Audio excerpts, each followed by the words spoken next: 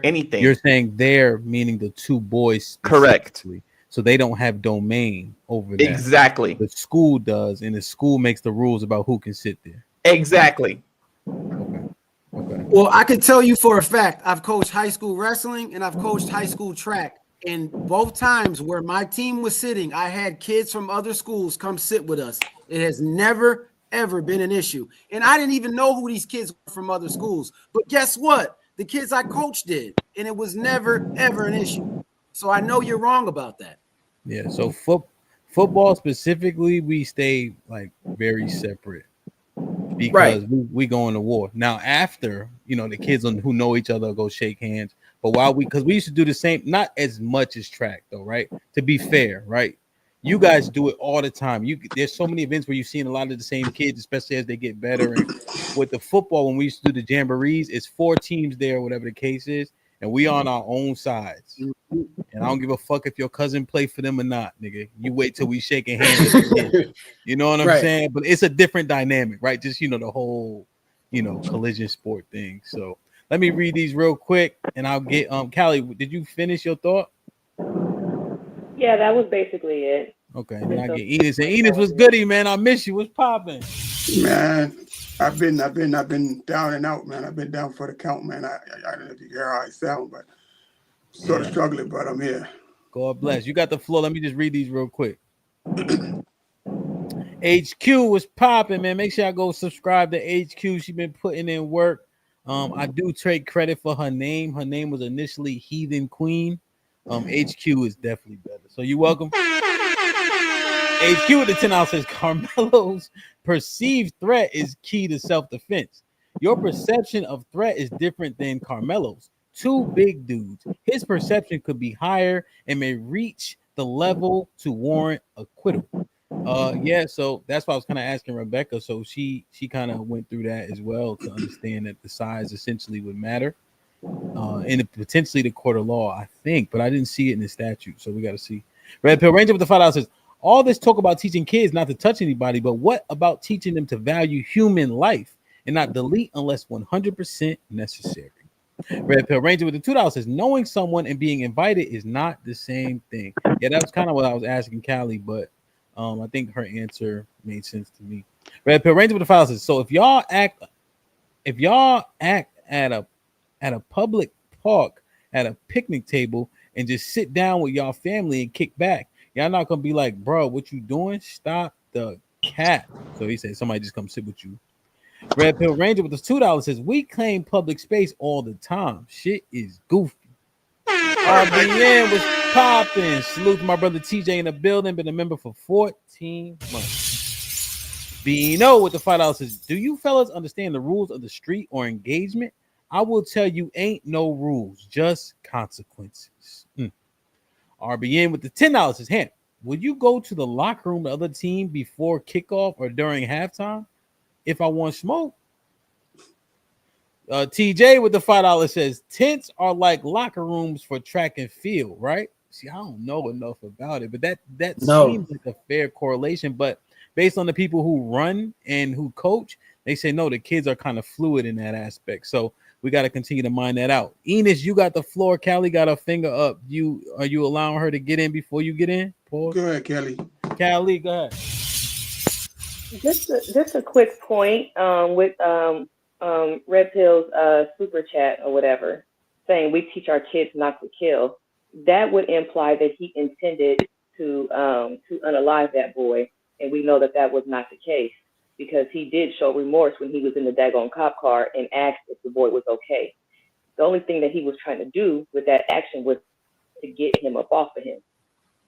Damn, I don't, Callie, I guess because he Red Pill, I'm sure he'll super chat his answer, but I just don't know if that resonates with me specifically when you're using lethal weapons. Like, you don't get to determine where you hit, what arteries, and how bullets fly. So if I'm using a banger, or not the banger, but if I'm using the hammer to get niggas up off me, and I say, I ain't mean to kill him, but I'm shooting the hammer, I just don't know if that resonates. Like, you know what I mean? So I understand what you're saying, but it just give me cause for pause. That's all. I get your point. But here, Enos, what's popping? Now, Enos, I see you being very nice. I miss you. I ain't seeing him up for Sundays. Would you allow Tommy an interjection as well, or you want to take your time? What you think? All right, go ahead, Tommy. Go ahead. Go ahead, Tommy. No, I just had one quick second. I think you're looked at completely different if, say, you leg check somebody or if you dump the whole clip. Like, it's literally going to be looked at completely different. You can have the exact same result, but your intentions are going to be looked at completely different. And you might even have the same consequences too. But the reality of shooting is we are overwhelmingly, when you go to shooting classes for civilians, because it is a lethal force, they teach you to shoot for center mass. So I just don't see that as much, right? Like where somebody gonna be able to aim leg shot, especially given that majority of people are shot within 4 feet, right? So people often can usually get to you. That's why when you shooting the targets, when you testing, it's usually that the most they put it away is 10 feet, and people start missing like a motherfucker. So I'm just thinking about what, you know what I mean, the reality of civilians using lethal weapons, you know. Enos, what's goody? That is good, man. What's up to everybody on the panel, man? I know it's been a minute, but yes, sir. Your boy's been struggling with some respiratory issues, but we getting there. God bless. I just find it like if like you said, hemp, your example, if you have a knife or you have a gun, those are two like deadly. Like the consequences are only one way. So I don't understand how people were saying that he's defending himself. I got beat up a few times when I was young. I was defending myself. I had to duke it up. I defended myself. I got a few knocks, but I still defended myself. So I'm just not rocking with this. It's almost like the blackety black just for the sake of being black type of argument, which it feels a little ill to me. And just one example, I was at a mate's shop, and then everyone was like, "We're going to so and so's house after this." Now the guy's house that we was going to didn't know me from Adam, but everyone was telling me come along. I'm like, that guy don't know me. We get to this guy's house, he kicks a strap. He like, get out my house. And what I'm gonna do, stab him because I got invited by someone else. I got up and left. And then whoever brought me today, they took me, I got up and left. So how, should I have stabbed the guy for or taking action to the panel? What is a similar situation? So you in the UK, right? I'm in the UK now, but this was in the US. This was in but what I guess what I'm asking you about is knife violence, right? Isn't that how it's crazy here? Yeah, and I just wonder, right? They killing each other out there with knives? Yeah. Are they going to knife fighting classes? Does it look like Beat It from Michael Jackson, or are they just getting stabbed the fuck up? Man, just recently, a guy was on the bus. He gave a girl a stuffed doll, and another girl picked it up, and he's like, "Give it back." And she's like, "No, we're just holding." And he, because she wouldn't give the stuffed doll back. Mm-hmm. Yeah, just because somebody said he didn't go to knife fight training. Like, yo, using lethal shit, bro. Yeah. There's a lot of niggas who got you know what they not trained on either? What's this shit they got on the guns now, Tommy? Safety. You talking about the switch. They ain't trained on the switch either, but they sure doing a lot of killing. It's not no training on the switch.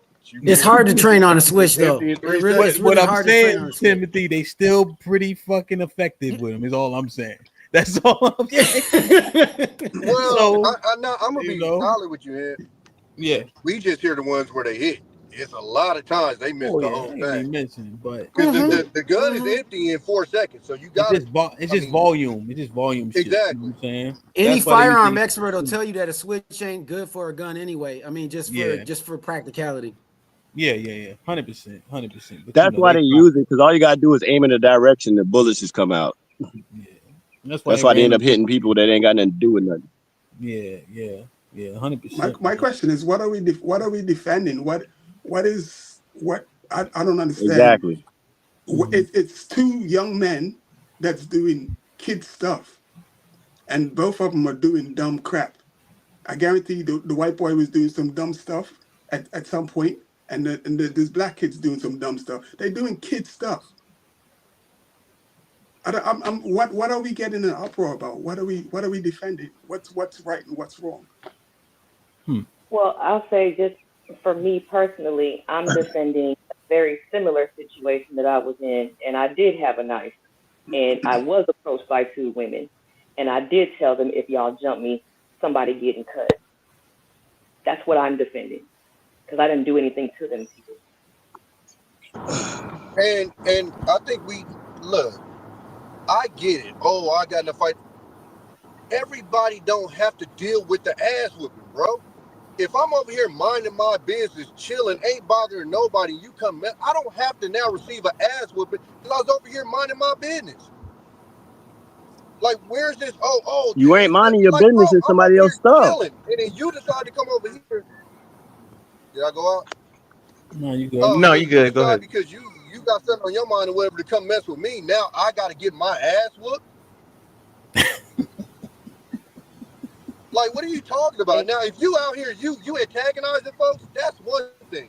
But if I'm minding my very own business, I'm not bothering you, talking to you, speaking to you, nothing, and you decide to come over here and start a fight, and you outweigh me by 65 pounds, so we know how that's usually going to end, why do I got to take an ass whooping? I ain't do nothing to get one. Again, we speculating, bro. That wasn't their What tent. am I speculating on? That's pretty much It was the school tent. that's pretty much It what is my everybody tent. If I said. go to this school, if I go to this school, it's as much of my tent as anybody else that go to this school with me. No, it's I not. don't That's not how understand. that Y'all works. understand that? Yes, yes, That yes, is yes, not how yes. that It's works. the same difference, And it is, bro. I feel, Bro, I already Yes, told it you is the kids exactly how win. it works. I've No, already When you told go you to a the school, kids when win. you work, when you but go the to thing a is that school this, and how you play come a sport for the nobody else school, at you that represent school, your school. You represent nobody your else had a, school.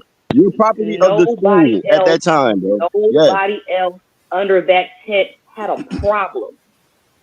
So that tells How do me you know that? it That's what was I'm saying. Because How the do because two you you know twins that? were the approached ones that by made it an anybody issue. else. They're the only ones that made it an issue. So, How do you know nobody went to the Twins and said, "Hey, man"? But how do y'all know nobody went to the Twins and asked them to tell that again, man to hold leave? on. That wouldn't That even falls matter. How do Go y'all get know the that? dog. Later, Ham. Go get the Later, dog. That's guys. pretty much That's what speculation. Going y'all back doing, and Problem forth. is, speculating. That's what but you're hold on. doing. You're speculating. We've already pretty much, most people that's been to track and field events have already understood this is what happens. Like me. Everybody don't necessarily stay under one tent, right? Okay, number No, two, they don't. I don't care what happens. You don't have the right to put your Yeah. hands on me. You can go get a teacher, you can go get a coach, you can go get a cop that's there. Who Did you told do you that? you get Bro, to we put your talking about hands high on me? schoolers. High Tommy, did schoolers you do fight all that the in the time, bro. And high schoolers put their hands on Bro, each other all the time, bro. So I don't aggressive understand people why in you high acting like school. this something new. Okay, most people in high school aren't doing that. question for Aggressive people Tommy? in Yes, high they school do it. are. They're fighting every so, day. Question real for quick, Kids are real Tommy. quick, fighting in real school every quick, day. Kids are touching each other every day. real Pushing quick. and shoving every day. The resource officer wasn't at the track at that time because when he's on the report, like the officer for the school, he has to travel to the stadium itself. The first guy, he gets there first, but it's like they don't have a bunch of people on site apparently, and it's probably based just demographic and whatever have you know what I'm saying. Like I'm sure they don't have metal detectors and shit like that. So we at the 3-hour mark. If y'all want to extend the show, these brothers got a lot more left in them. Pause. Aaron ain't even speak yet.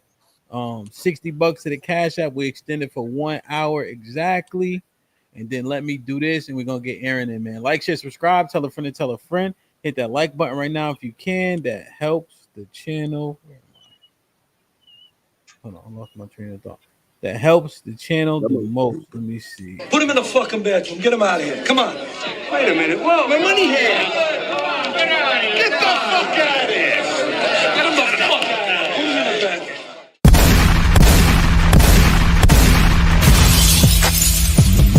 Niggas want me dead. Put prices on my head. The cock my shit and I pop my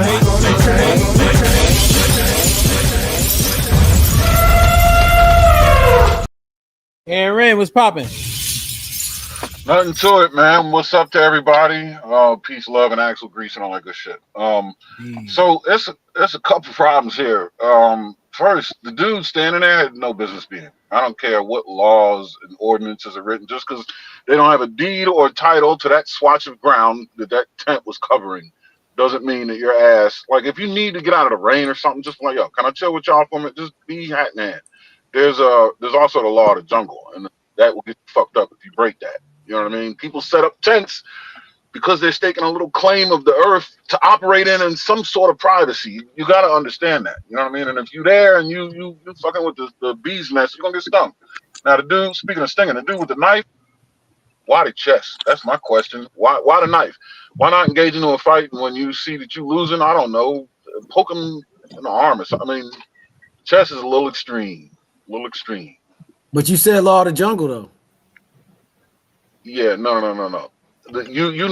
That's nothing. Nothing eats anything. Can't have both ways.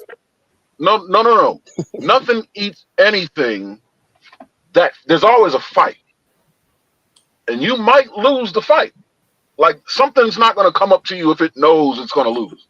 You don't have like insects crawling in the frog's mouth. No, but like two things that are kind of sort of equal will hash it out.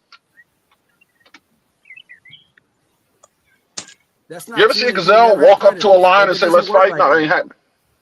No, that's what I'm saying. Gazelles don't walk up to lions and go, "Yo, what's up? Let's fight." It's not happening. That's not what we're talking about. But remember, aren't we talking about high school kids? Like I'm trying to exactly understand. Why I'm saying that. I'm trying to understand. We keep on talking about property and my space and this belongs to me. Yo, kids used to go in other kids' classrooms, and I just don't understand that. Why are we putting my kids from another school? That's not another kid's classroom. That's a teacher's classroom. It's up to the teacher to address that. But we're talking about and they all from the same school. We're talking about basketball events, an adult should track events, all of those things. I ran track and played football in high school. I know how to use. I mean, I've been under many tents. Nobody did that. I mean, even if you had friends in the other school or something after the competition, you know what I mean? Even then, there was still kind of a an approval that, unspoken approval that had to be taken care of. You're not just gonna be here like who the hell are you? So Aaron, it was your job. Aaron, it was your job to put your hands and kick somebody out. What are you talking about? If you're saying as a team captain, as a team captain of the football team, yes, it is up to me to address any stranger that is within close proximity to my team, especially if they look like they could be from the other school. What are you here to like? You spy on the playbook or something, or what are you even doing here? You think your students is compromised? You got to find some authorities. Yeah, you just don't go letting strange folk under your team's tent. You got to address that. I don't disagree with you by saying address something, because I understand that, and that's what kids do. They talk shit and they go at each other. That's what they did. But when you talk about now, it's my job to now put my hands on you. When in reality, I have no authority. When did I say that? Talking about what are you're talking like we're in a court of law or something. And hey, Enos, for some reason your camera is black. Enos, everyone, I have a question for everyone here. Enos, your camera's black for some reason. Is it? Yeah. Well, what's your question though? And then you can. But my question is to everyone here: is like, did you have it's two-part question? Did you have a situation similar to this where someone came up to you and they approached you like they were gonna do you something?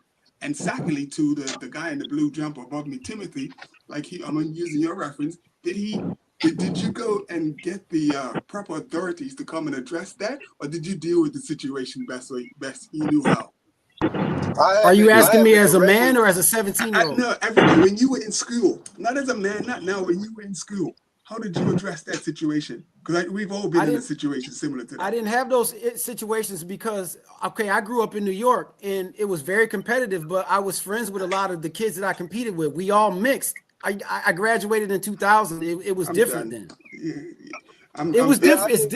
Wait. Hold on. Let me do this for you.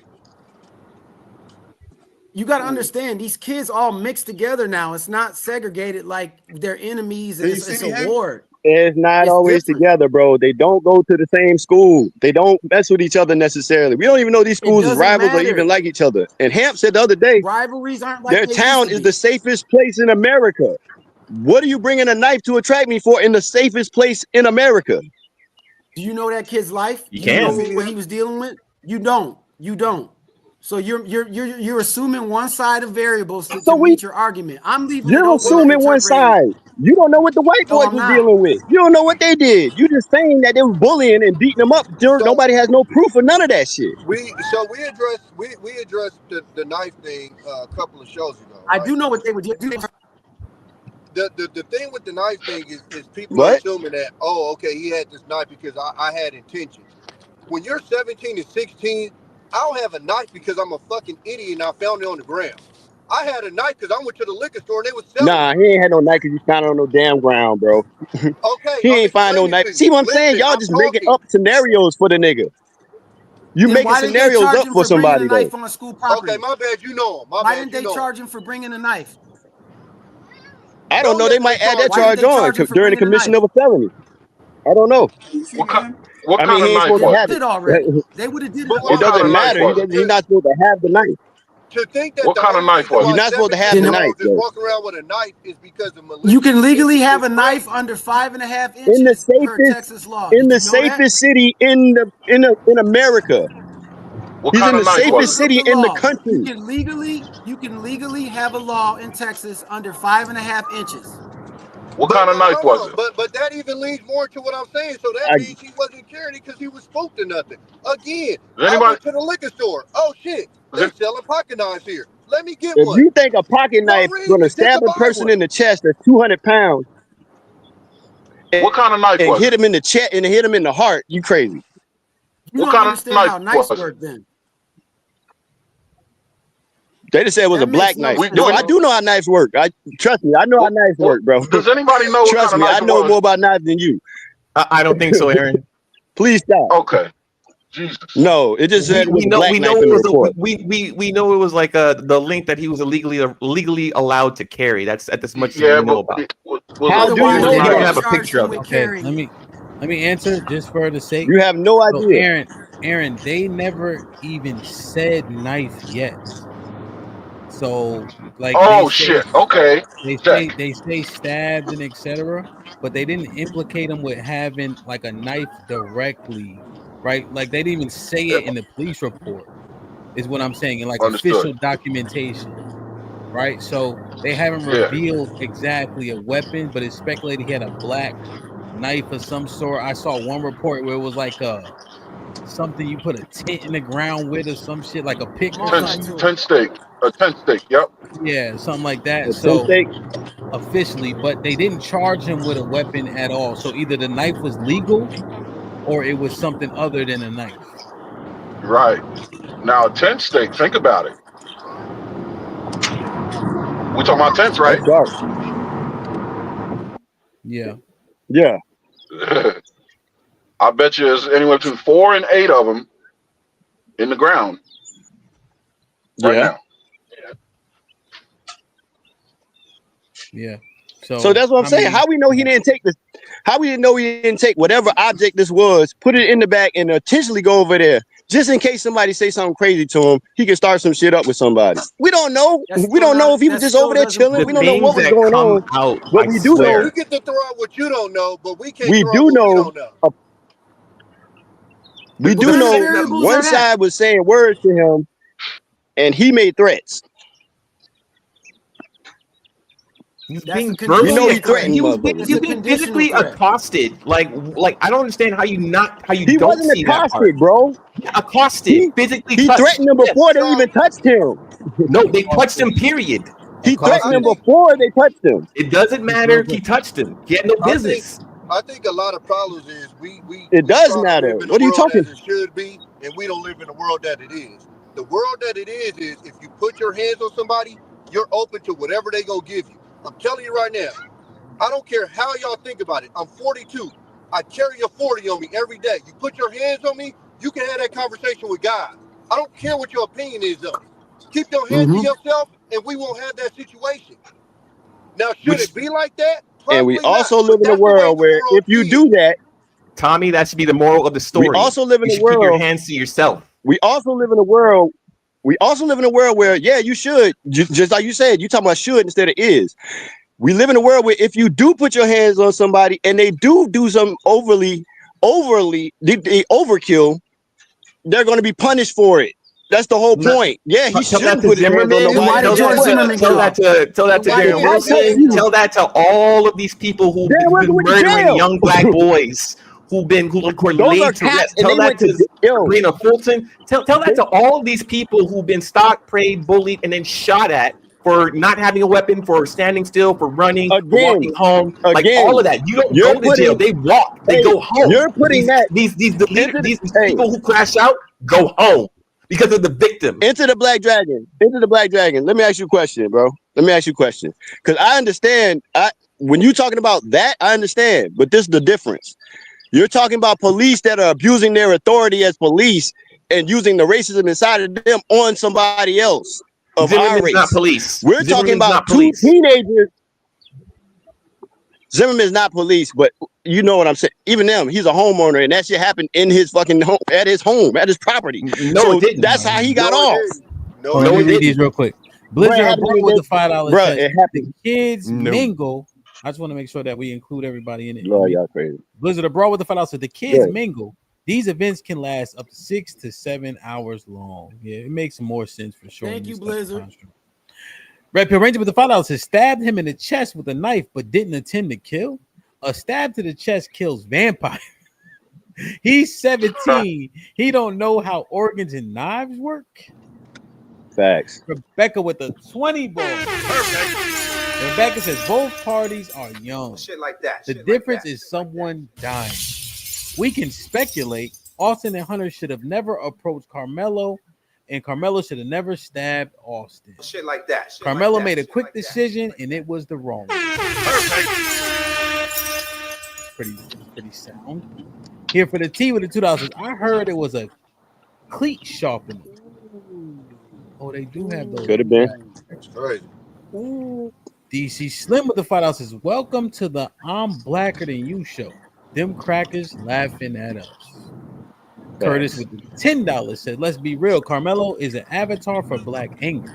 If we switched the race, no one would be arguing for self-defense. If this was two black boys, this would have been just another Thursday. Thank Callie Bev with the $5 says, didn't Carmelo get grabbed? Wasn't that in the report? The interview by the twin or some other witness? I don't remember. It was said, yes. I think it was said. I gotta read the police report again, but it was definitely said in the ledge for sure. Go ahead, Tommy. You got a lot of background. Oh, okay. No, because what I was gonna say is, even with this knife thing, look, and I get it. Most people ain't been in a situation, bro. Whenever I've seen somebody throw a knife, they aren't exactly targeting a specific place. They usually just out all over the place, wherever it lands. Dog, they're close enough. He's standing close enough to this person to put it in his chest directly, bro. So obviously, but what I'm telling you is, obviously, he don't have to swing. He's just going right at your chest. Even in shooting, when I was in the military, they made you run like 2 miles before you shot. You know why? Because adrenaline. When adrenaline is running, you're not focused on where you're putting it. That's just a fact. And if you've been in those situations, Shooting a you gun know and that. stabbing somebody is two different things, though. Hold on. We're speaking about this with completely clear heads. We're chilling. We're not in any danger. So it's easy for us to say, oh, no, I'll put it like this. But if I'm in a situation, and I'm not going to even put it up to the part like, oh, he felt like his life was dangerous. Just you in a confrontation raises your adrenaline and gets you going. And once you're in that and you got a knife, if you are going, okay, let me target here, you're swinging it wherever it lands, it lands. If his intentions was that, I don't think he goes or tells the cop, hey, is he okay?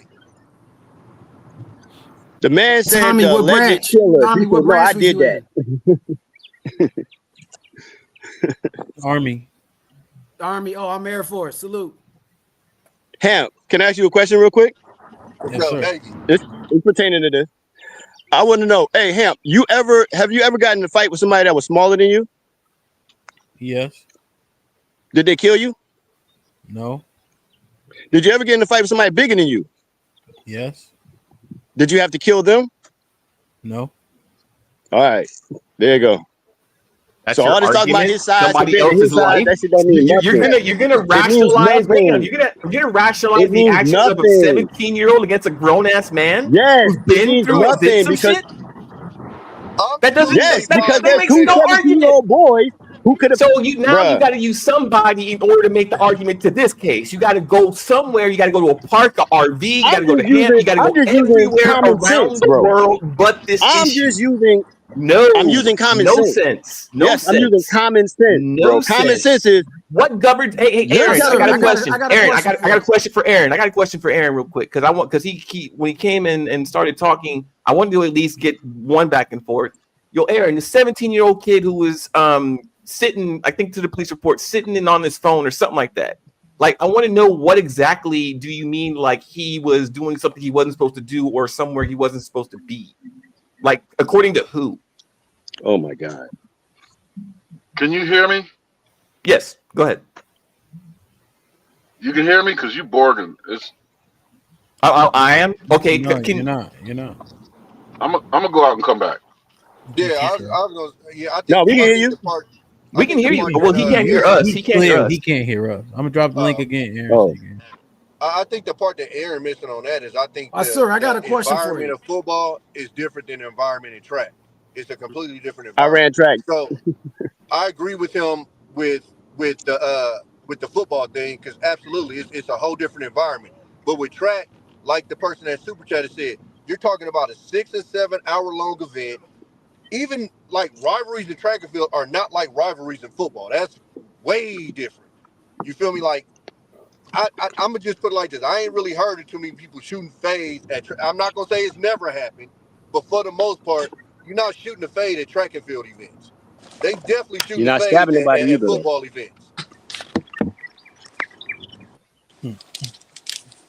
Go ahead. I'm listening. I'm just playing this. But nobody getting stabbed at these track and field events either until now. That's the whole point. Yeah, but what I'm saying is because again, it's already been explained by a lot of people that deal with track and field that it's on the normal that people sit under other people's tent and it's not a problem. That's not been explained. My son runs track right now. I ran track in high school. My wife ran track in high school. That's not the case, bro. My son runs track right now. Bro, We I go to this coach track track. meet. I'm Guess telling what? you that's the Everybody case. got their own tents. Bro, I And coach yes, track. the I'm people that telling know you each that's other, the they case. commingle in the field or when they go into an event together. Bro, they They're commingle in the not under stands. the I've tent seen for it. my kid's school. I've seen it. And he's not under You're some wrong. other kid's tent for their school. Because if something happens, they're gonna be like, why would you over there? None of that applies to this case and what happened. So It None of let me it. does. ask you this then. Yeah, Hold on, it hold on. does. Irrelevant. Let Because me you ask you say this. so? It's just hot air. How many times did those events have something That happen? he was under somebody else's tent. What do you mean? So That he wasn't supposed to be under. That's why how it many times applies. did No, Is he can that a how be many track anywhere he times meet? did those wants. events have Yo, something happen? Come on. We talking at the same My time. bad, Amp. Okay, you run track, your son run track. How many times did those events have something popped off? Never, because they'd be in their own areas. Oh, but guess what? At a football game, whether you're on your side or not, it's cracking. It's a Dog, you completely just different said, environment.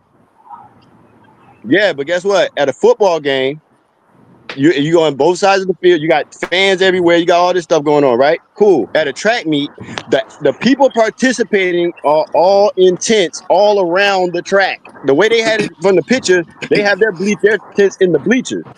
So if that's the case, yes, Phone sometimes people are gonna disconnected. commingle. Yeah, I know him. I ran against him, but that does not mean that if somebody else from this school said, "Hey, bro, you need to go by your school. You need to go to your school's tent," that I got the right to stab them if they touch me.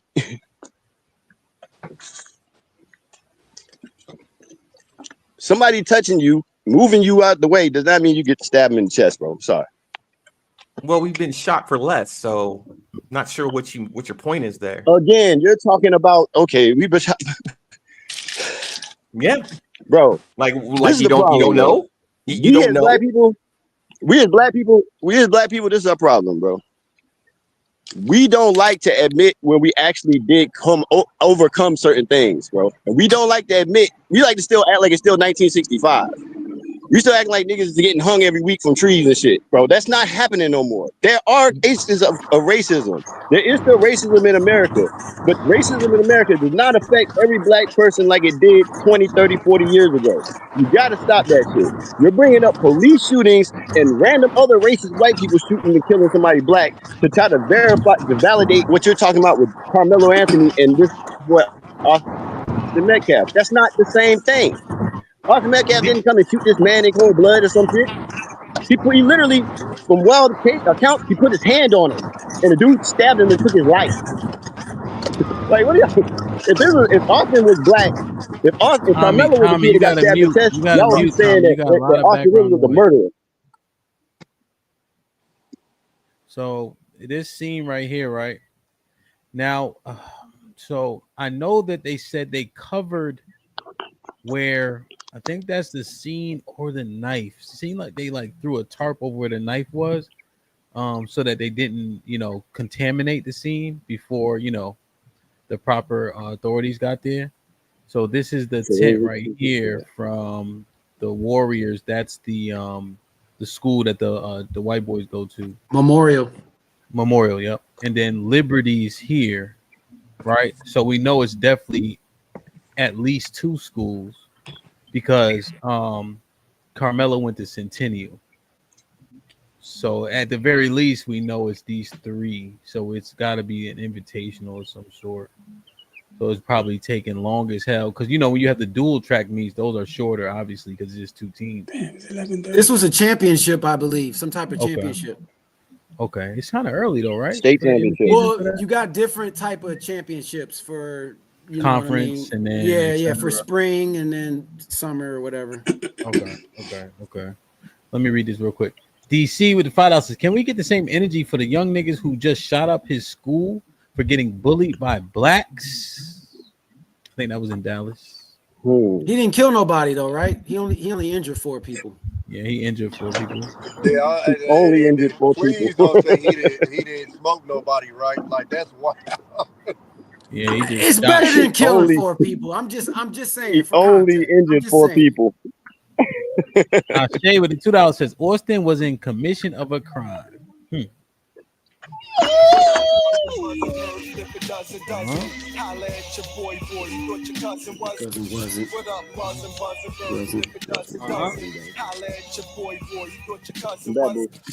Salute to my brothers in the building, daily living and dedicated to my children for gifting 1 membership apiece. Whoever got blessed with it, please maintain it. Welcome to the family. I don't know, fellas. I'm just trying to figure out, like, is it simply okay? Let me ask Enos and Asar a question. Was Austin in the wrong for putting his hands on him initially? And let's say that's the truth. Is he wrong for trying to remove him from under the tent? I would say yes. He was wrong in probably the way he went about doing it.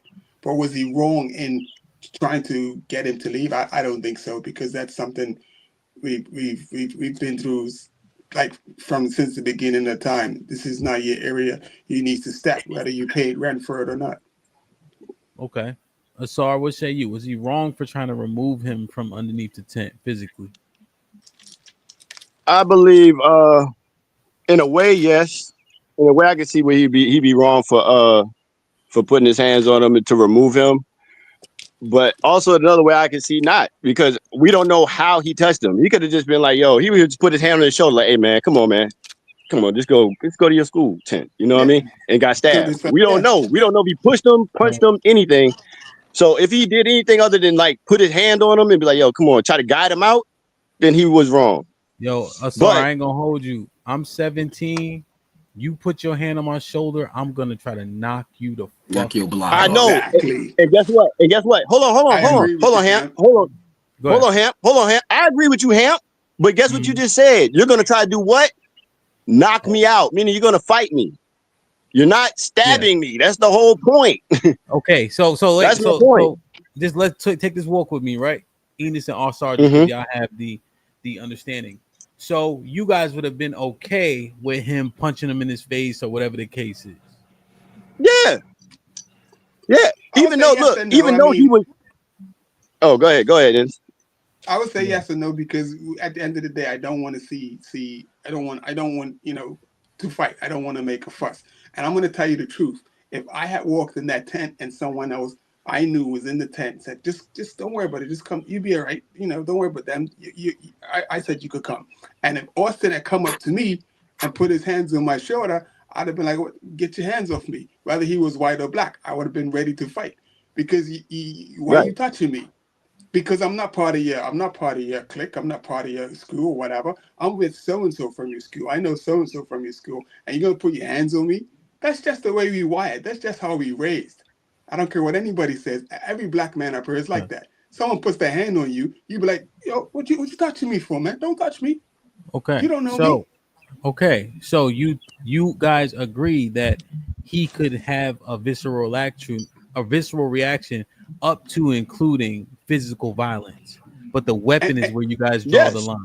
Yes, and let me tell you something. The thing I ain't got no problem fighting back. He could have probably just went up to him and simply said, "Yo, bro, you gotta leave," and just put his hand on his shoulder. So he probably wasn't even aggressive. It's just the whole approach thing, and I've been approached like that, and I know the attitude I took. So that's how we're wired. We have a problem. We have something that's been ingrained in us from we just get hype. So Enos, all right. Let me wait. I'm trying to build on this real quick. Now, okay, because we've been doing a lot of speculation. I'm just trying to understand y'all logic. All right. Let me show you this. And I want to understand, right? How you do anything is how you do everything. That's kind of how I view the earth, right? So look at this right here. Do you think he was subtle?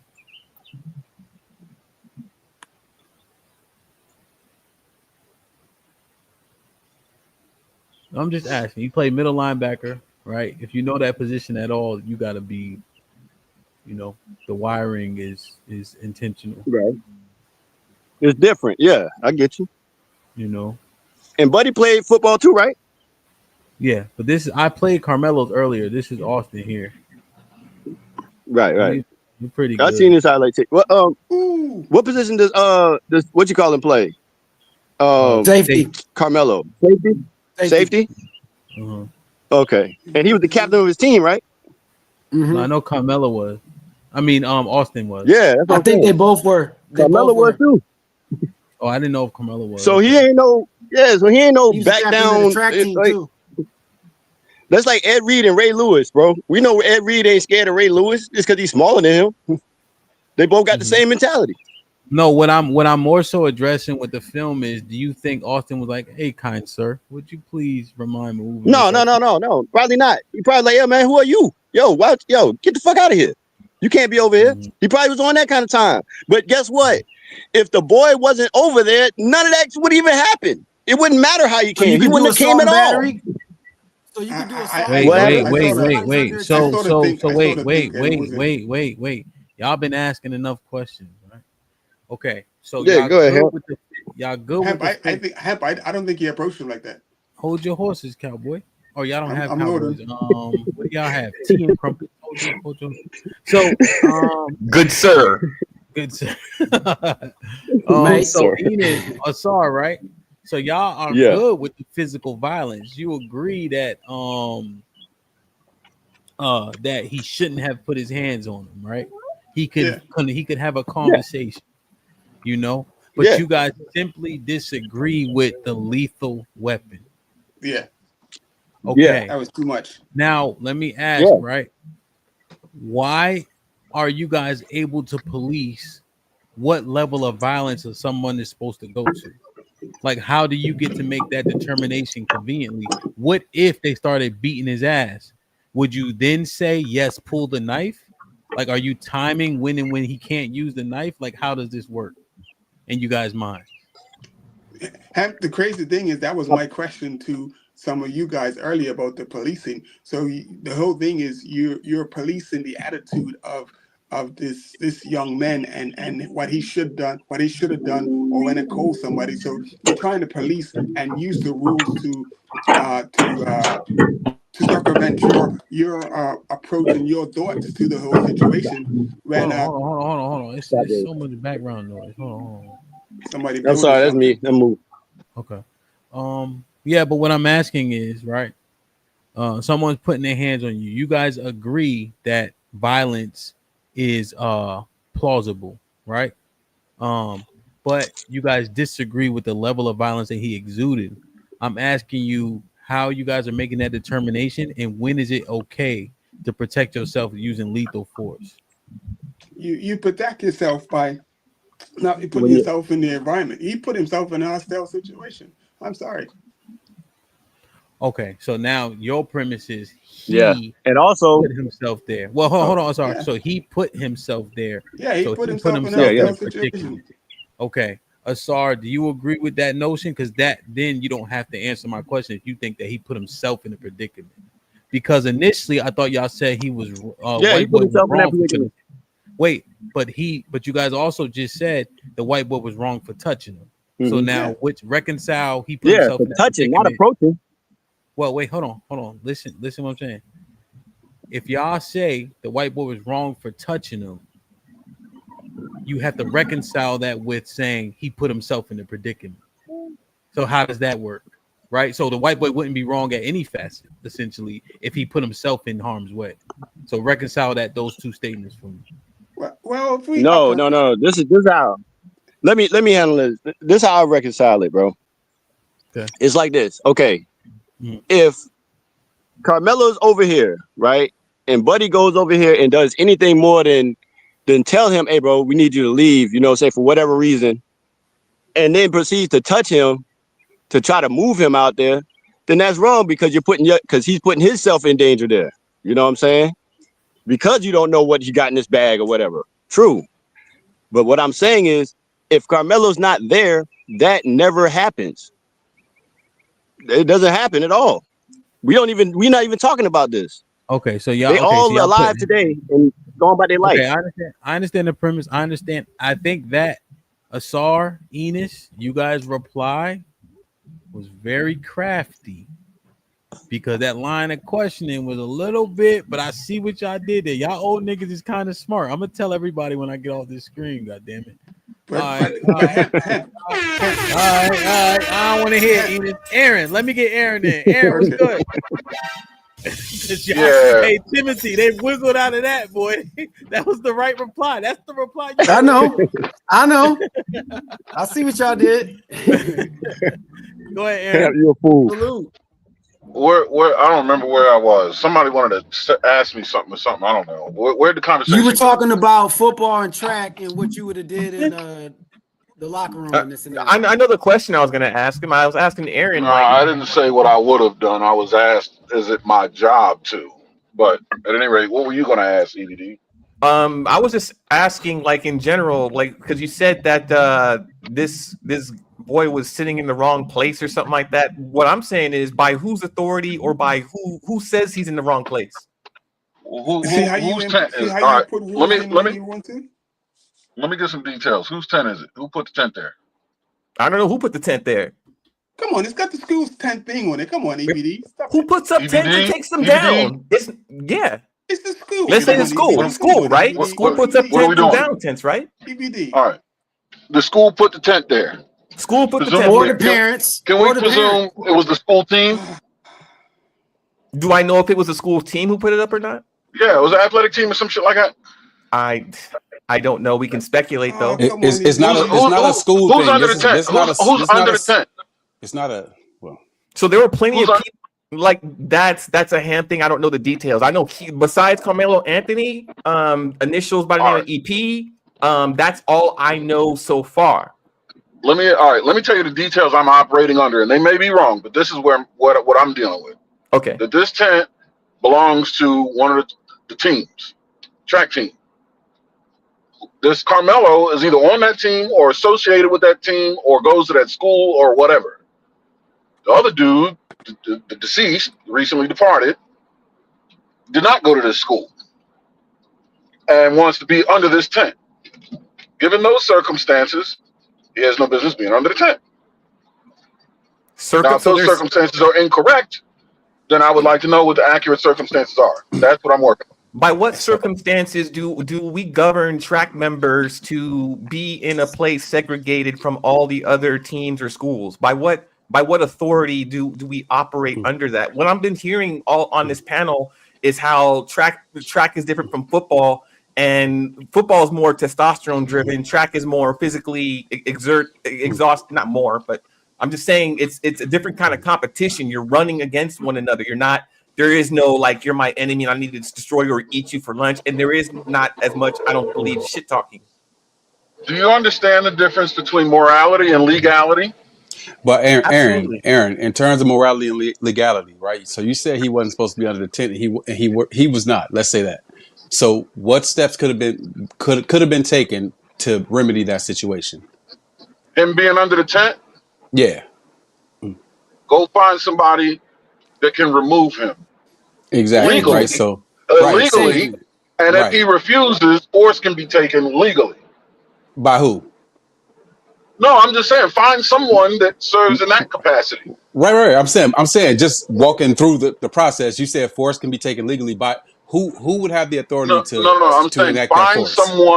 Find someone that if force was taken, it would be legal. Whoever it is. Right. But who would qualify as that person? Who like what type of people could qualify? Are you trying to get me to say the police? No, I'm trying to figure out exactly what you're saying. I'm not saying I disagree with it. I don't know. Here's the thing. I don't know how far that would need to escalate. If a principal or a student, a teacher or a coach were in there, told them to leave, and then they called the cops show up, want them removed, and he jumps bad and some shit. You know what I mean? Then that's a different story. But what I'm saying is find someone that has authority over, this whole sanctioned event. A student does not. A coach does. Like, you know what I mean? A teacher does. And if not, you don't do what they ask you to do. They call the cops. The cops, believe me, it's a bunch of kids. The cops gonna get your ass okay. back. So now we got to it, right? So he's not supposed to be there. Cool.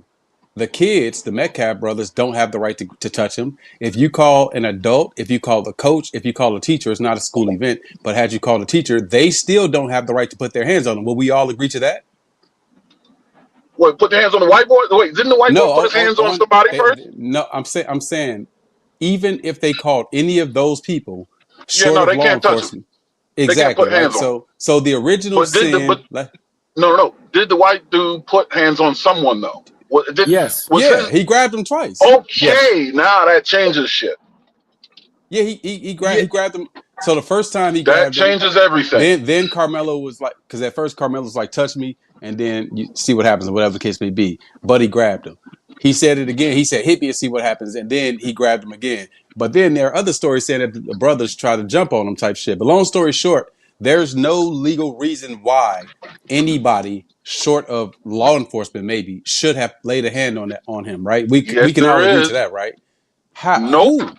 Not because if the dude initiates physical, I'm answering your question. If the guy initiates physical contact with someone, whomever he makes physical contact. Not to cut you off, Aaron, but no, Carmelo didn't touch anybody. I think you mixed up. That's what I'm telling you. No, I'm saying Carmelo didn't touch anybody.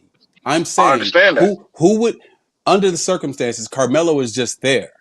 Who has the right to put their... Carmelo does not belong under this tent? Right, Carmelo does not. He's not part of the white boy is part of the school? The white boy is part of that school, right. Oh, well, Carmelo was wrong. He was wrong for being there, right? Yes. Right, but then Carmelo was wrong for being there, but that does not give any of those people that we named the right to grab him or touch him. No. Right, because let's just say if we remove the knife situation, if we remove the point where it escalated past the touching, then him being grabbed alone is enough for somebody to get sued, somebody to get arrested for assault or whatever the case may be. That alone is enough. Yes. Right? Now then we can agree beyond that him now, unless the kids were jumping on him, you know what I'm saying, or something like that, then what he did with the knife, then that, would be excessive as well. But before we get to him responding with the knife, nobody had the right to lay a finger on him. No. Even if it was a school event, which this is a separate league, even if this was a school event, the coach or a teacher would not have had the right to lay a hand on him without getting the school district sued. No one They does. wouldn't Is have. this a sanctioned event? It doesn't have to be a school event. But It's is it sanctioned? UIL. The name of it is Okay, so there's an official Interscholastic league. Yeah. Okay, so yeah, this ain't no pickup shit. All right. So Right. yeah, even despite that, no one really has a right to put hands on anybody. First of all, let me issue this disclaimer. I'm nobody's attorney. There you go. So I don't believe anybody has the right to put their hands on, even at a sanctioned event. But a sanctioned event would grant the coaches and staff there some authority to exert on managing the students. And if that authority is not recognized, I do believe they'd be able to escalate to a level of authority that will be recognized by force. Right. So if we walk back through it, Carmelo, let's just say he shouldn't have been there. Let's just grant that party argument. He shouldn't have been there. Okay. He was wrong for that. Let's say that part. The second part is if Metcalf put his hands on him, which reports say that he did, then he was wrong for that. That within in itself is assault. That's not his job. Yes. Even had they called an adult over there, the adults had no right to put a hand on him either. Correct, especially because he's a minor. But yeah, correct. Exactly. That's the crazy Exactly. thing today. Hold on, bro. Hold on, big dog. Hold on, big dog. I heard y'all talking. I got a question. I got a question for you and Asar in a minute, big dog. Hold on. Do what they do because no one has any. You can't do this. You can't. Cool. You got it. Look. Let me tell you something. Look, because I don't know what you just said, but let's just say if Carmelo didn't respond and some adult came and put their hands on my child, then we got a problem. Me and that adult. They'd be going to jail. They'll be going to hell. You know what I'm saying? Can I No, hold on. I'm trying to get to a question, bro. I'm trying to get to a question. Let me get to a question. No, bro. I've been hearing y'all talk while I was. Hold on. Can I just get my fucking thought out, my nigga? Damn. I know, but it's important what you said. What you said is important. You said if just somebody touched your son, you would go and deal with them. Back when I was growing up, if someone else's parent put their hands on me because I did some dumb shit, when I got home, I would get my ass whooped again for doing the dumb shit. My dad wouldn't come and defend the dumb shit like you do today, and that's half the damn problem. Dumb shit. Great. I'm glad you got that out your system. I'm glad you got that out your system. So look, let me ask. So you and Asar, let me ask y'all a question, right? So let's just say if this situation was a situation where Metcalf had an issue with a young lady standing under there, and the young lady got grabbed. He went and grabbed the young lady in the same way. Now, if she defended herself because she felt like she was threatened with harm, will we look at that differently? Even worse. It'd be even worse. We're gonna look at it differently because it's a man. You're talking about a situation of a male and a female. We can't hear both of y'all at the same time. Hold on. I'm trying to establish a premise. Okay, hold on. One at a time. No, I'm not, my nigga. Relax, bruv. Relax, bruv. Let me talk, bruv. Look, Asar. So let's start with you, Asar. Look. You said, what were you saying? You said it's different.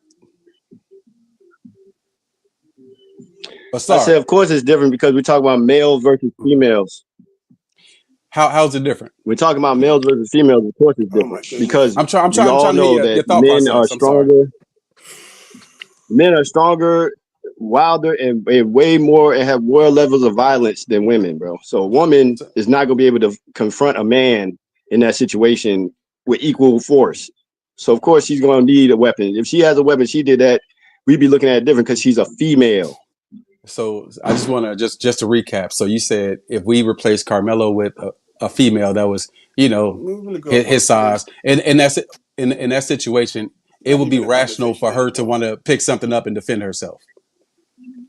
As a female, yes. You got to try to bring some female. Okay. So you got to. So look. Argument. You got to bring some female in there. So look. So what I heard y'all say that the weapon was a bridge too far. Now, if the weapon is a bridge too far, then that premise should be the premise no matter what, no matter if it's a male or a female. It's not. Because when you bring in, hold on, because when he just said that, he just talked about the strength difference and being able to protect yourself. Now, when you introduce that into the conversation with your rationalization, now we have to talk about bring in the size difference once again. That should matter, right? No, If the premise, it if the shouldn't, premise because matters, the premise matters, right? No. Why? Because we're dealing with men on men. This He is a just men talked about issue. size and This strength. is a men No, issue. We're talking about two look, males. So do you think Two EBD and males. Hemp have the same strength? Do EBD and Hemp have the same strength? We're not bringing It female. don't matter. They're two EBD, men. what's the most you ever bench press? We're not EBD, bringing what's the most you ever female bench and press? feelings. One and some Hemp, change. what's the Bringing most you ever female bench and press? feelings into this. You're bringing your feelings into this. Bro, I don't have no feelings No, about he's this bringing shit. facts into Yeah, this. This is What are you facts. talking about? Because The these are most the I facts. ever Get did No, was he's the not. most I ever did was 450. No, he's not. Damn, man. Hey, what he's basically saying is the same reason why we have. It's the same reason we have the WNBA and not the NBA. And LeBron ain't over there dunking on them girls all day because it's different between men and women, bro. So a woman, if she has to defend herself, is going to have to go to more extreme extents to defend herself against a man than a man against another man would. So a you smaller dude's understand? not gonna have to do the same against a bigger dude. I've Right. seen smaller dudes whoop bigger dudes' asses. It doesn't matter. Bro, What if yeah, he's that's what I'm saying. capable? Like, what are y'all talking about? Wow. What are y'all talking about? Wow. Hey, matter of fact, hold on. Ennis, My you look man is like a the little captain of the.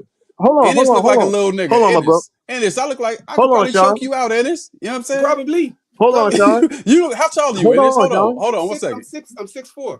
You look like a little nigga, bro. Y'all trying to. Okay. He's Nah, very you tall. 6'4". But You 6'4". You ain't no little nigga. know though. what? I ain't let me gonna hang hold on. you. Let You me ain't no get little this. nigga. Let me see if I can I get this take out. that back. Let me You ain't see no if I can little get this nigga, out, Sean. Because what you just did, I think what you just did was first of all decent, respectful, and brilliant. And I have to give you a chef's kiss for that. Because what you just proved is the hypocrisy, right? Because if you're because the law, because when it comes to the application of the law, doesn't care about gender, doesn't care about race, it doesn't state that in there. What we have to do is judge. We have to judge by we have to judge by factors, right? So when we change the gender, and of course, then it's like, oh well, yeah, of course she could have stabbed him. She was afraid for her life. That he was so big and strong, and it's not to where he physically even has to touch her. He could just be big, bigger and strong and intimidating. Some women are afraid of just bigger men, and will kind of use that as well, right? But when we're talking about two 17-year-old boys,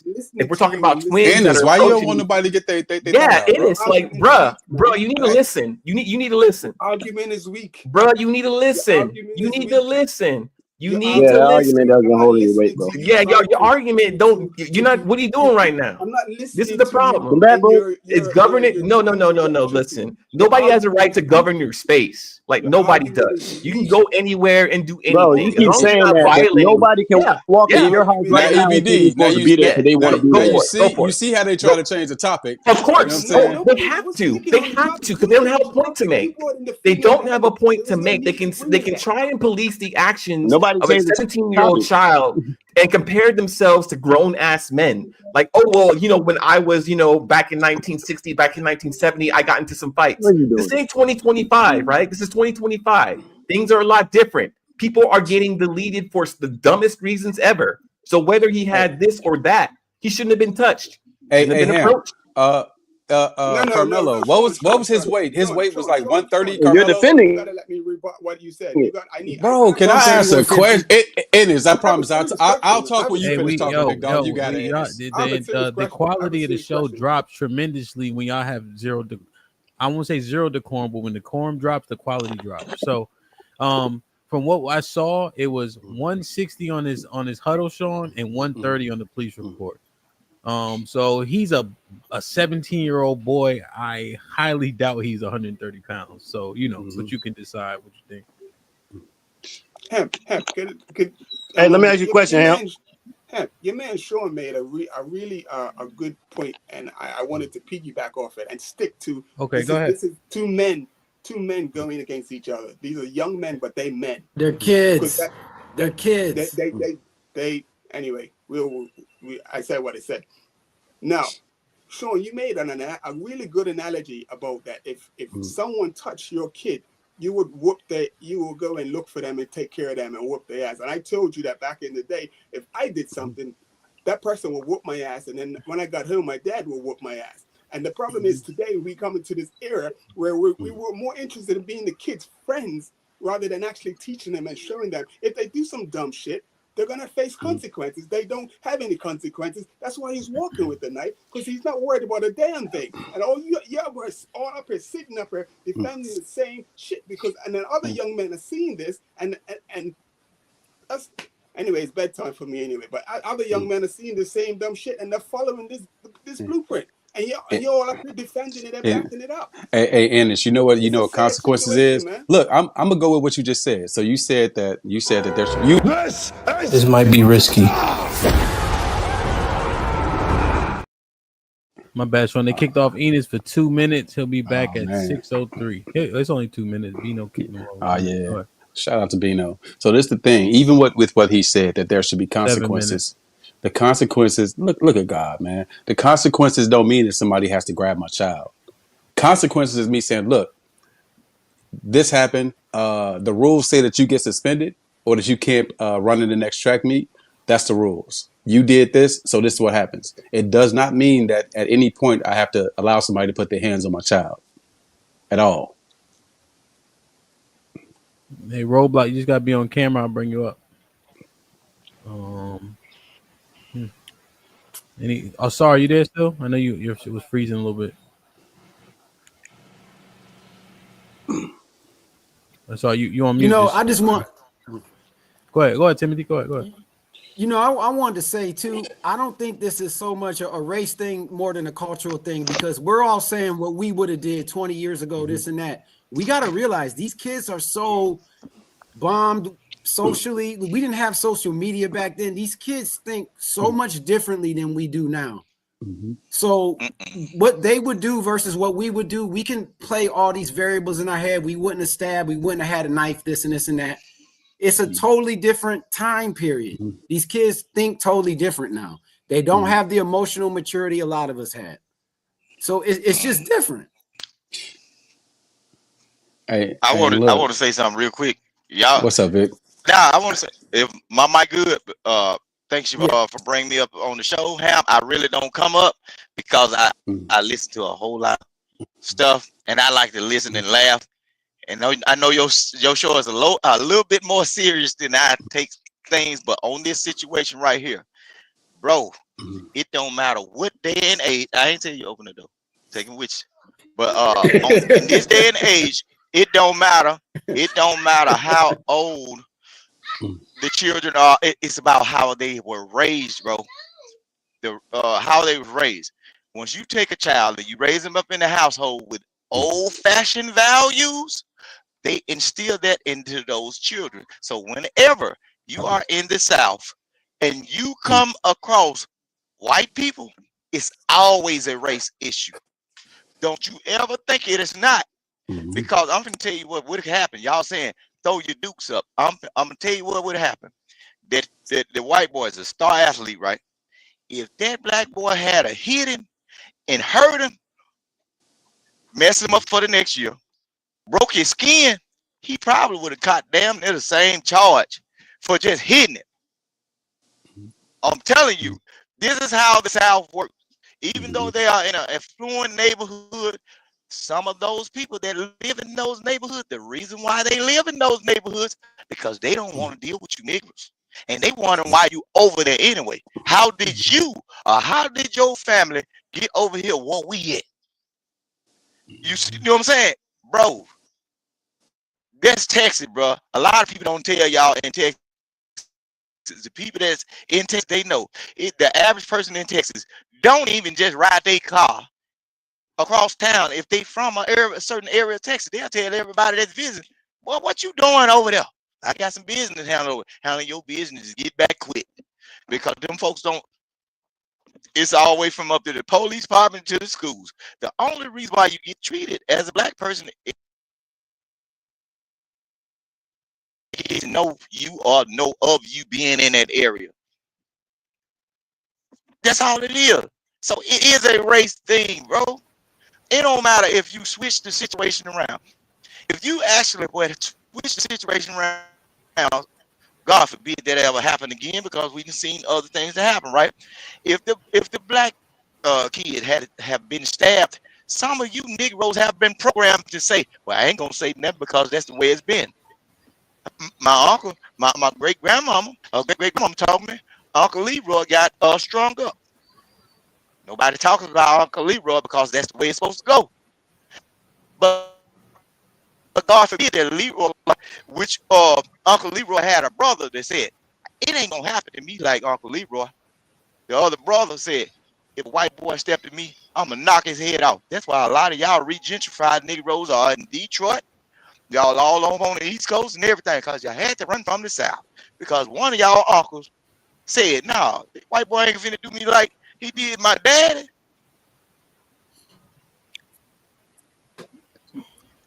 And make my mama come out of the house with my daddy up in there, he got to wait. Bruh, it's always a racial thing. What's wrong with you regentrified Negro, bruh? Just because y'all been so displaced from who y'all really are and ain't hit the South. God bless her souls because she cooked them great sweet potato pies. Y'all are disconnected from what it really is. There's a whole lot of stuff. Y'all must have forgot what happened in Jasper, Texas. Probably black guys walking around didn't have nothing to do with anything. Y'all must have forgot what happened in the state. There was that lumber company that came up missing. They found his bones, and he was from out of state. You know what I'm saying? They forgot Emmett Till and everything. One thing, it can always be proven. If they take it to race, it can always be proven that anybody that get accosted by a white person may be in fear of their life. Because a lot of times what happened over a period of years in the United States has documented. Once a white woman or a white man has said how they feel at a person, somebody didn't make it home. A lot of times they make it home. They call it picnic. They call it pick a Negro. Pick a Negro. Damn, pick a Negro we in a mess with today. Pick a Negro. That's what picnic. That's what the term picnic came from. They have a picture of a picnic where the guys were strung up and everybody was standing around with their great Sunday hats on and their best dress. It's there for y'all to see it. They even posted certain incidents on the great place y'all like to eat y'all eggs and grits at Cracker Barrel. They plastered it in the table. But you Negroes don't like to look at nothing. You can look down and see what was on the table. That picture what's wrong with y'all? Hey, that picture. King, I got a question for you. That picture you talking about? Negroes, boy. No, hold on. That picture he had up that he's talking about. I had that picture in my college dorm room, bro. That picture's from the 60s again, 40s, 50s, and 60s. Bro, that stuff is not happening like that now, bro. This boy, Austin Metcalf, wasn't doing that stuff. So you can't put that on him. Because other white people were doing it 40, 50 years ago. If this is a race issue, why did his picture with him holding that AK have a bunch of white boys with him? Carmelo. It was a hunting picture. If it's a race issue, he hung out with a lot of white kids. It was a hunting picture. You're taking the picture out of context. It was a hunting picture. No, it wasn't. No, you're not. No, you don't know what I'm talking about. They have a picture of Carmelo holding an AK. They showed it on the news. He's with a bunch of white boys, and they're all holding AKs, and they're. Wait a minute. Wait. Okay. Timothy, wait. It's not a zero sum sequitur where racism means that white people can't be around you. You understand what we're dealing with is a complete race of people that doesn't see you as human. You don't have rights. I understand that. I understand that. Okay, hang on. This is the context. This is the context. Everywhere you go, I have the right as a white person to check you and to govern your space and to lay my hands upon your body in any state, especially the South. Not because there's some law that says so, but that's the way the courts are going to see it. That's the way the judge is going to see it, and that's the way the jury is going to see it. That's a fact. That is not true. Okay, EBR, I got a question for you. That's two different things. That's a fact. That is not true. You're saying it's a race thing from Austin's side. That is not true. No. Everything about white people is race. They sailed around the world looking for themselves. They ran into people of color. They weren't too happy about it. That's the only thing y'all talking about. No. I think this is causing any white person is talking about race at all. Hold up, Timothy. We live in a government in which the founding paper Y'all talking about tells race. us what we are. They have not did an edit. They have not gotten the whiteout. They haven't changed their mind, woken up one day and said, you know, this is what these old guys in the 1700s. I mean, why are Bro, we you been still doing all governed? day. Why are Come we on, bro. still governed by a crusty old piece of All day, paper? every day. Come Don't on. we have Come a on. better You ain't set doing of rules about civility and how we treat each other? That could be the Constitution of the United States today. Hold on. He's I would telling the agree truth. with you if I didn't see a bunch of tributes from black kids on Austin's football team dedicating all kinds of things to him. And I would agree with you if I didn't see Carmelo in pictures with a bunch of white kids. I think this is a cause and effect situation. I think everybody else is making this about race. I don't think this is about race at all. And I'm gonna jump off so somebody can get up, man. Salute to y'all. But I'll fam, take if you that. believe that, go to Texas and ride your black bald head self in certain areas, and other people will say, why? Other black people that are known in the area will say, I don't know him. Why is he over here? He might get in trouble, and they will come to you and tell you, bro, you might need to be gone. They'll tell you they living in Vic, sundown towns, but they live. So let me ask you a question. Hey, Vic, can I ask you a question? Let me ask you a question. So Oh, you if got that's it, the sorry. case, You ask right? me any question. If that's the case, right? Don't you think there are white people who tell other white people, hey, bro, don't go in that neighborhood over there after a certain time because you might get robbed or killed? Don't you think it's the same thing on the other side? They telling them for Right. good So what are reason. we They know talking some of about? you. It's the same thing. They know some of y'all gonna cut up. You got the All hat right. on. And we know some Okay. of I'm them gonna gonna show you cut out. something. I'm gonna show you about you. Okay. The way you look right now, if you was to come in my town, which is predominantly black, and you ain't coming over there Right. about no business, it's gonna be a couple of people gonna probably tell you, hey, we ain't finna do nothing to you. But if you keep riding around with that out of state tag, the police finna check you. You black Well, though, dog, and they black. hey, bro, hey, you know what? That's everywhere in the They world, bro. finna, If I go right now, and look, I'm in South Carolina. Hold on, I'm in South Carolina. If I'm riding around in Florida or Michigan, and I got South Carolina tags on my car, yes, they're gonna, of course. And I'm in certain neighborhoods, of course they're gonna, because they think I'm drug trafficking or selling dope, because that's what dope dealers do. They go in other towns and ride around with their out of state plates. That's not the same thing, bro. That's not the same as being racist, bro. That's just somebody actually seeing what it is and knowing what time it Sean is. had a question for Vic too. Sean had a question for you too, bro. Hey, Vic. So look, I hear what you're saying about race, right? So, do you think that it's possible that since Metcalf, the white boy, is the one who went over to Carmelo, do you think it's possible that it could have been about race for him, but not about race for Carmelo? hold on. My mic, I'm on y'all end. It sound like it coming through, kind of crackling. All right. So I even can, even the I rest don't of know y'all, if his mic. yeah, I you say it sound like you again. crackling to me. Can you hear me, Vic? Yeah, Vic got that Jim Crow mic set up. Okay, Vic. Yeah. It sounds like you crackling to me. I'm saying, is it possible that the person who Let me initiated it, pop down and Austin? come back up. Let me pop down and come All back right, up. You can all right, ask me all right, whatever, all but right. Well, I'll ask the rest of y'all. Do y'all think it's possible, if we're talking about race, that from Austin's side, it could have been racially motivated, but the response was just a response, What you think, and it Rock? wasn't? What's popping? What's good, man? What's up with you? Good. Nah, for Sean, nah, I don't think it was racial for Austin. I think it was macho. I think it was territorial, especially since they both football players.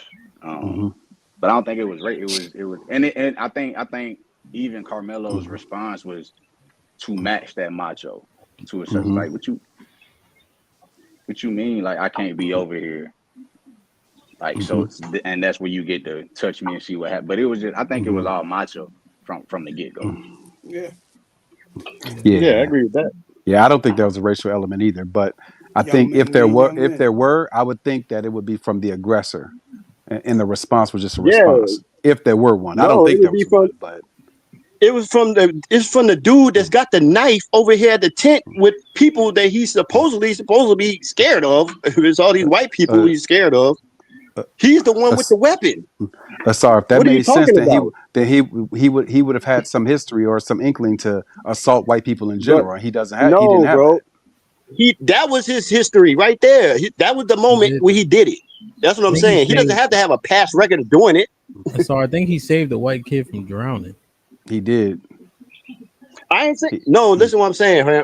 He's trying to say that maybe the racism might have came from Austin. What I'm saying is, if anything, the racism probably comes from the black guy who's under the white kid's tent.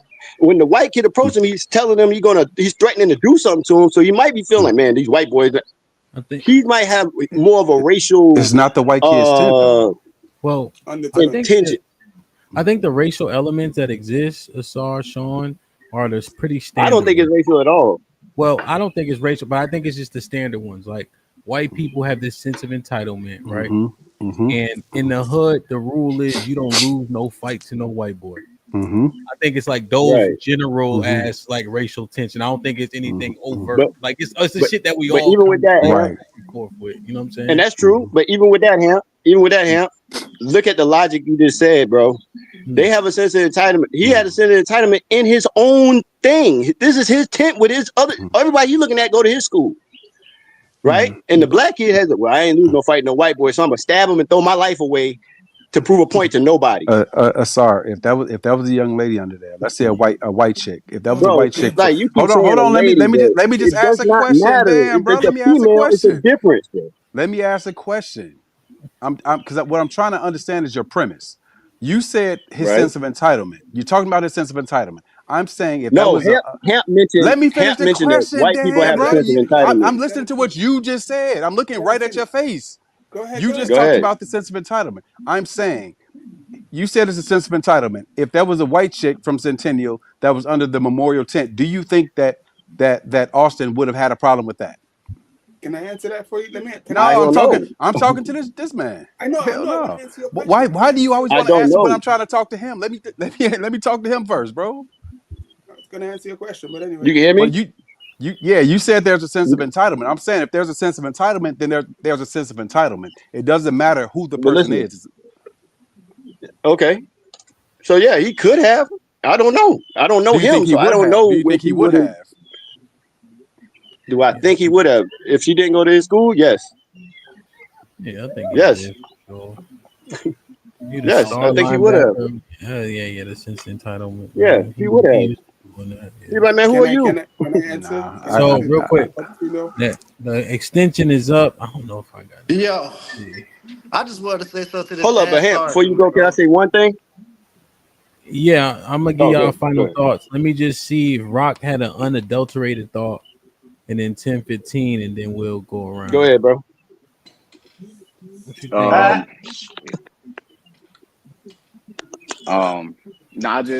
I think it's two separate conversations or two different analyzations, like the lead up, analyzing what led up to it and what was wrong in that manner or who was wrong in that manner, and then the end result or the final, that final action of, because I haven't heard a lot of discussion, and I only been listening for about an hour and a half, whatnot, but I haven't heard a lot of discussion about that final act and whether or not that was morally justified, if you will. So it's two different conversations in the one being had. And so I would just want to get, what do people think about that final result? That final action that took place, despite the lead up. The poke. Right. Shit, it is what it is, bro. You touch niggas, you get what's coming to you, bro. I mean, that's all it is to it, fool. Like, y'all making this shit harder than what it is. Y'all and this crazy. dude asked sorry, bro. I ain't even gonna get into what I want to get into because niggas on the final thoughts. No, you got a little time. Catch your breath. You on some weak ass shit, nigga. You trying to compare a sundown town to a dangerous black neighborhood? It's completely different, my friend. Bro, it's the same difference. What's the difference? It's not the same. It's not the same because in a sundown town, they gonna kill you What's the because you difference, white, niggas. though? Hold on, bro. Shut up. In the sundown town, they gonna kill And you. in the hood, they can kill you because you're black. Because you're white. What are you talking about? Let me finish, nigga. What are you talking about? All right, bro. Go Shut ahead. up, bro. All right. In the sundown town. Hey, bro. Do what? Go And the ahead, Go bro. on with that. Shut up, my dude. nigga, You go ahead and say what you you gotta acting like say. a hoe now, bro. You acting like a Go ahead hoe. with that. You too old to be acting No, like no, this, fool. you. Hey, bro. Hey, bro, Indeed, keep say what talking, you bro. want. So shut up, fool. We're black, y'all. In the No, shut your sundown ass up. town, Who We're the black fuck in the you black talking in the to? black, y'all. I'm talking to Hey, you, bro, you sitting here with this nigga. dumb What the shit. fuck? Nigga, Yo, you 10 probably, 15. hey, bro, hey, bro, ain't no nigga reading on a second grade level gonna be talking to me crazy. Shut Second up, grade man. level, bro. Stop it. Even if I did, Say All what you right, got to say all right, and all go right, ahead, all right. man. Nah, let Y'all that do me man a talk, favor. bro. Hold Hemp, on, let hold him on, talk, hold on, bro, hold because on, he hold finna on, tell hold on, you hold on, something, hold bro. on, even if hold I on, You ain't hold Let him on, saying hold talk. on. nothing. 10 hold 15. on. Hold on a second. Hold on a second. Hey, let's cut down on like a little bit of the ad hominem in the shut Hey, ups, you and tell me let's to see shut if up. we can It's, hey, let me right. I'm clarifying, right? So let's try to leave that shit to the side so I can hear what y'all got to say. Go ahead, 10 15. All right, I was about to say something about the second grade reading level because I know what type of bread I got. I'm gonna leave it alone though. But I don't care about that. all right, bro. Goddamn, my nigga, a sundown town, bro. They gonna kill you because you black, nigga. That's all it is to it.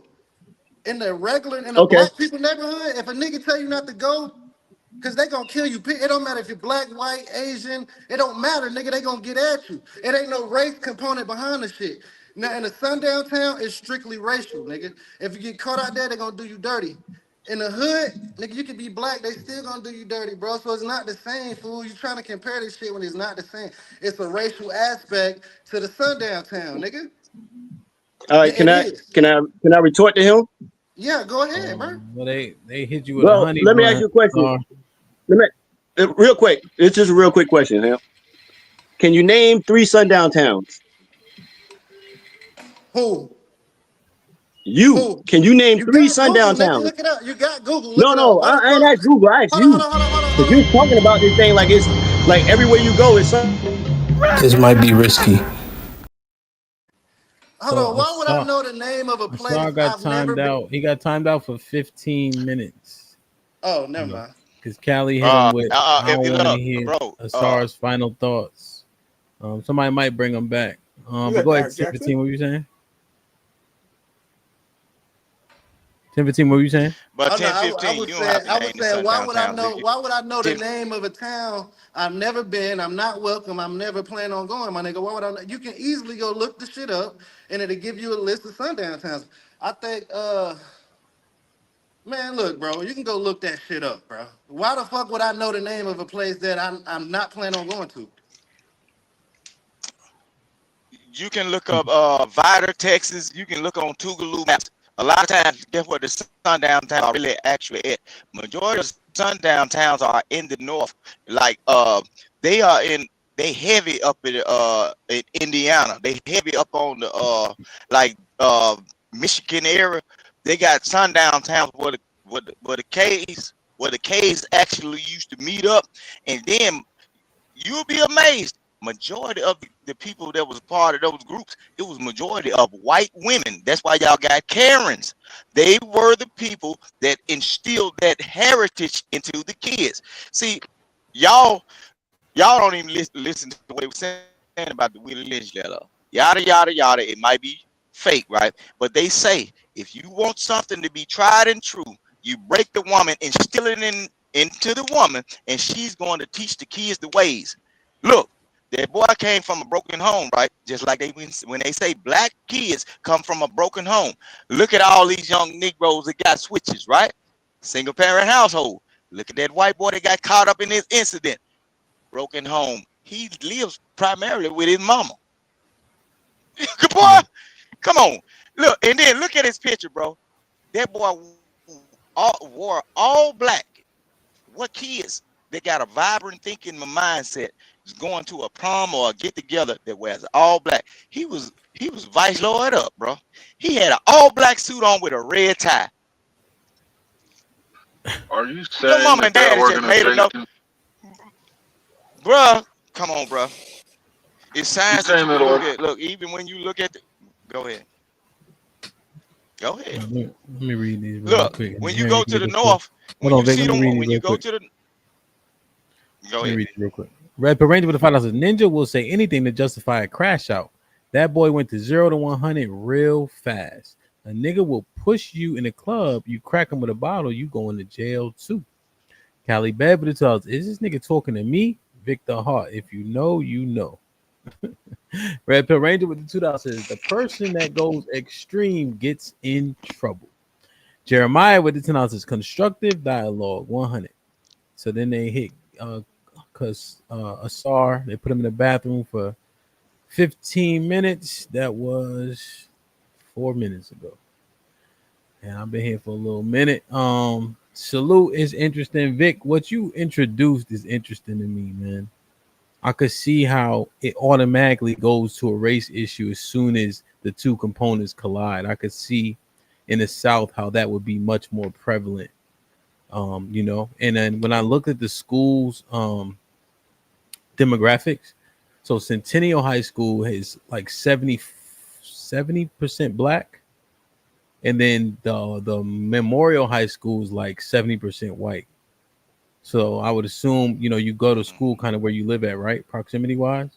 So they go school on different sides of the town as well, I assume. So interesting demographics for sure. Aaron, what you got, man? Let me get out of here. Nothing, man. It's Rudyard Kipling wrote a poem called "If." It's an instruction manual to a boy as he's becoming a man. And it's one of the lines says, if you can keep your wits about you while others are losing theirs, just keep your wits, blaming gentlemen. on That's you. it. Yeah. Oh, you know the poem, right? I There know you that go. poem because I know of it. I forgot it because of shout out to my coach, my welding coach, Mr. Kenny Lawrence. Yeah, he was Omega Psi Phi. He's part of Omega Psi Phi and still doing his thing today. Yeah, I learned Invictus. I learned Invictus, and I learned that poem, and it was somebody said it couldn't be done. Um, the part where bridges go to no excuses. I learned that. Look, bro. The whole thing is, bro. Anytime that you come across a person that has a certain thing instilled in them from a kid, their parents' ideas leaks from them. It don't matter what era of life you come from. Look, that's like these new age young black guys. The things that was happening in the 80s in the northern cities like Chicago's and everything, that's why they are doing what they are doing, because they are living in the environments of people that are age 40 on up. And they are trying to enact the same thing, but it's a different level of violence now. Nobody, see, a long time ago, they taught you to care about something. Now, just do what you want to do because your parents ain't even got time to teach you. They ain't around. It don't matter how good the household is, you ain't around because guess what? The price of living then went up and ain't nobody paying. So know what what you got to do. You got to have 3 or 4 jobs, and you ain't around your kids to tell them what to do, how to handle impulse, step away, bro.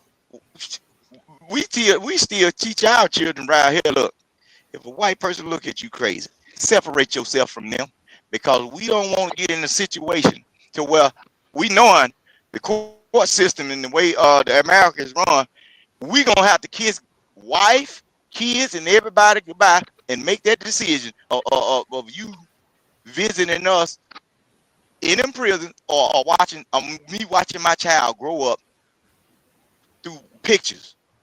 Because when you run across them, it's always race. And y'all better stop underestimating them young white boys.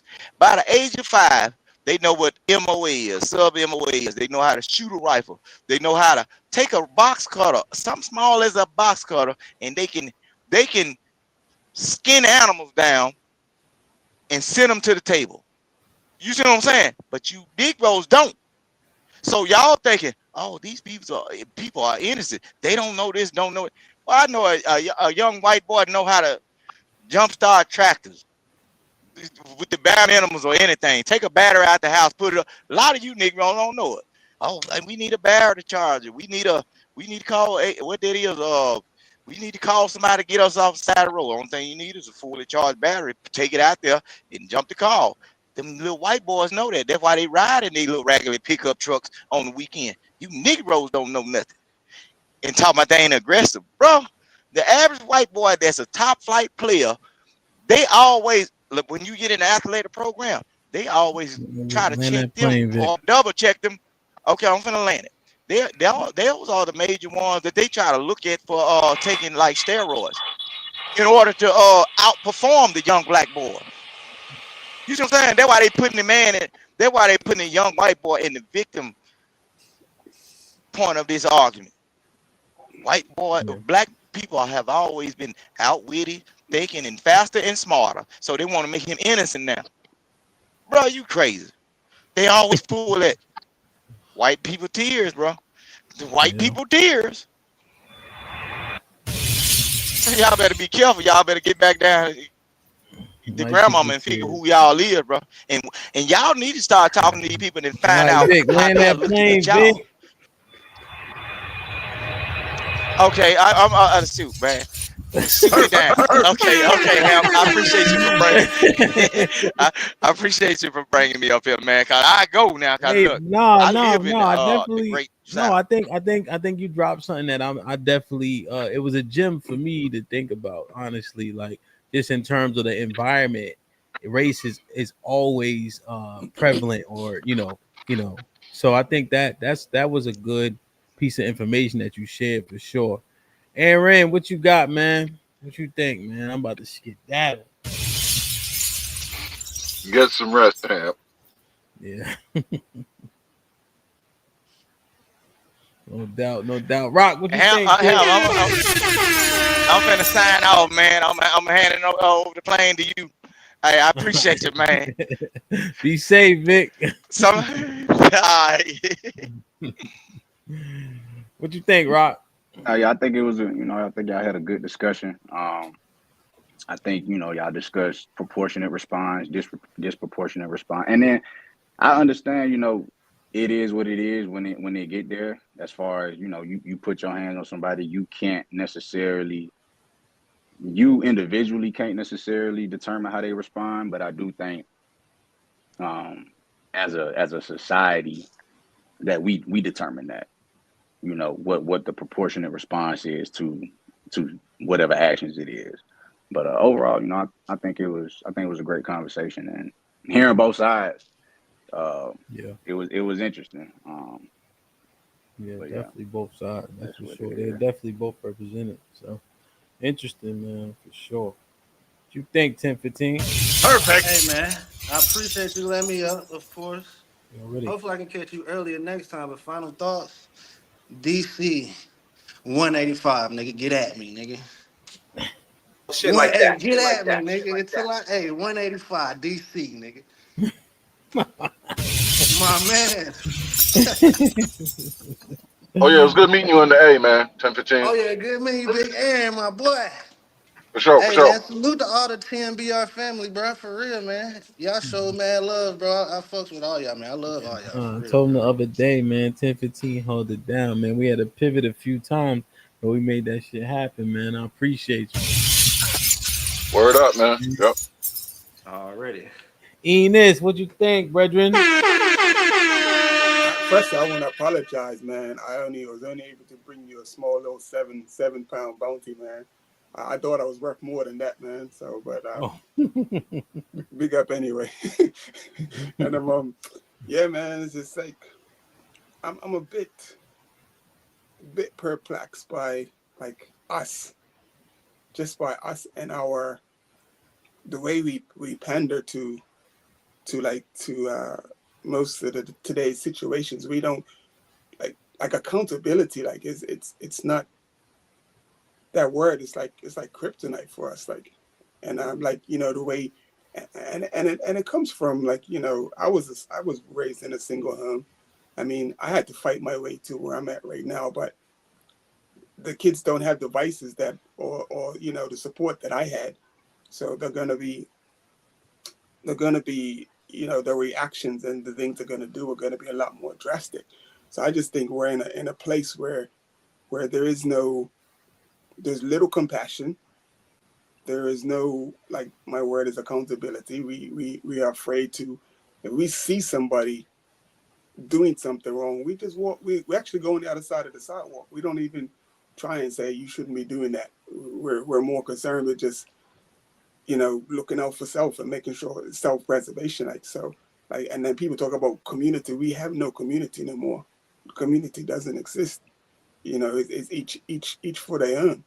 And then we tried we get a situation like this, and then we all try to rally and talk about the community. Where was the community when, like, you know, all the other dumb crap that we've been doing, like with the gang on gang violence and all of that? Where's the community then? It doesn't exist, but now we want to be community. So it's just like, you know, with parents trying to be their kids' friends instead of their parents, instead of actually being you know, which is why my kids are the way they are. My daughter's a doctor. That one there is a doctor. She's 6 in that picture, but she's 24 now. My son's an architect. And I specifically told him growing up, I may not be with your mom, but you understand when you speak to me, you're speaking to your dad, not your buddy. And they understood that, and they picked the right path.